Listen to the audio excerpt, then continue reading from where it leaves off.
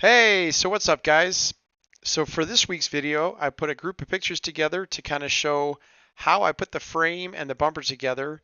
And then the last half of the video, I have got a walk around showing what the frame looks like before it goes to powder coat. Enjoy, y'all. Also, do me a favor. If you like the video or have any comments, post a comment in the comment section. And if you're real excited about what's coming up next, hit the subscribe button. So here's a shot of the new rig and the old rig, and you can see how much taller the new rig is even than my 350 or the 550, which is the first one. Here's the frame extension and all the steel I need to get started on the frame for the coach. And yeah, I had to get it through 2 doorways into the 2-car and into the 3rd-car garage. Here's the first channel going up on the frame. This is the winch that I got from a buddy of mine, and another buddy had a plasma cutter, so we started tearing it apart and got it into pieces. And this is the parts and pieces that I had to use to start building the bumper. You can see all the holes I had to drill for this bump out to mount the bumper on to get the rivets to fit and the bolts to fit.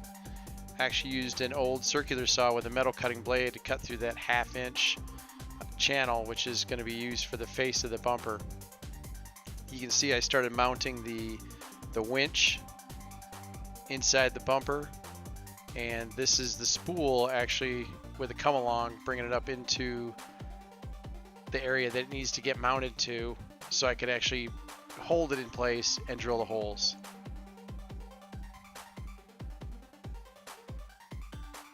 And I'm just setting a level on this guy to try to figure out the angle to get these 2 sides set on and welded.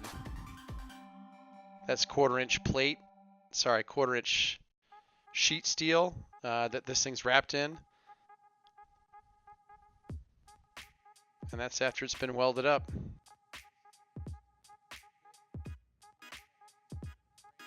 Obviously the frame's been put together at this point. This is the step going into the coach. On the back end, this is where a slide out's actually been cut into and has to go through the external frame. You can see the bays.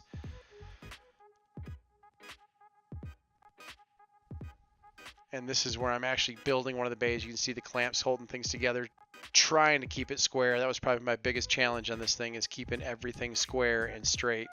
And in the end, I did pretty stinking well. I think the doorway is the one thing that's off just a hair, but you can see I'm pulling things left and right to try to get things to tighten up and square up. Here's a shot of the frame, I think just about done. These are the bays, and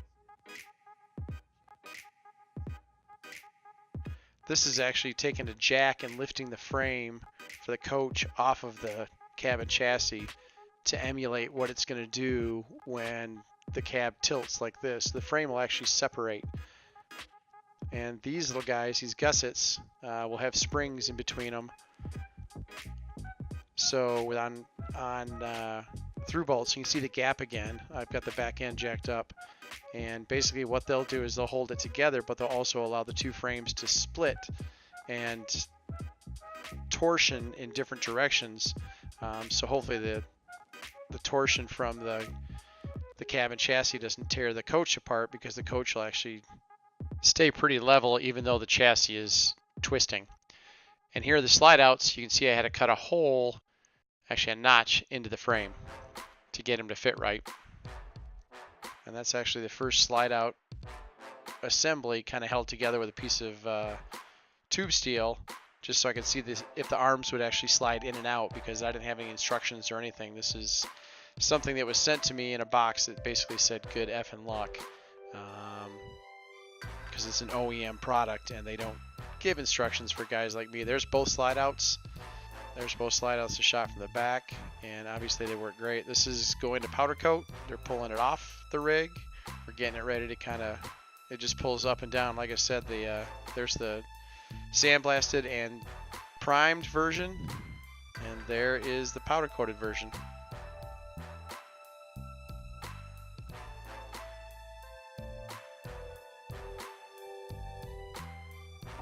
2000 Chevy C7500. First project was the bumper and the winch. And yeah, there's a winch in there somewhere. We don't know if it works, but it's on.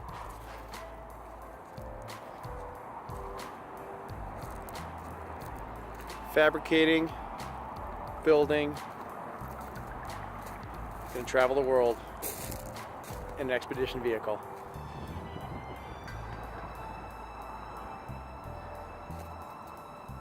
So right now, I've got the frame almost done. And this is what it takes. A Miller Multimatic 215 and a Generac XG 10000E. So that's the only power I've got other than a little bit of 110 in the barn. It's all outside. So our first bay is going to be the generator. Got the lower rack set so it can be unbolted and dropped to access the generator if needed. Hydraulic tank for the PTO. First bay is gonna have a water tank and storage. And there's a slide out arm in there. I took the gear out because it's going to powder coat here next week. As you go back, the other arm for this room, or this side of the house, coach, is right there. And then back we pull up about 6 inches on the bins to hopefully keep the clearance up. I've got 2 bins in the back and a little bit of taper because that's all I could do. And right now I'm starting to fill in the tube ends with steel I had to cut. Got a 3/4 chunk of steel on the top. That's for the slide out room. That's for the suite for the slide out room. And inside we've got gussets attached to the frame. And where those bolts are, it's going to be springs and grade 8 all thread to take torsion when the frame flexes. And then back, I've got a mounting system for my gray and black water tanks. There's one set here, and then there's one way up in front as well above the air tanks. This will all be sealed. Filling in the gaps. Rear stairs are going here, and I've got another bay, and all the bays will be heated, all except one I think. Another slide out for this side. Both slide outs are just over 13 feet long. Let's see how that goes. Another bay for a water tank, and that one is for the hydronic hot water heat, and that little gap right there is for an extra fuel tank. So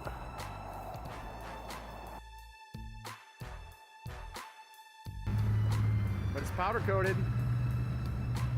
and it's pretty.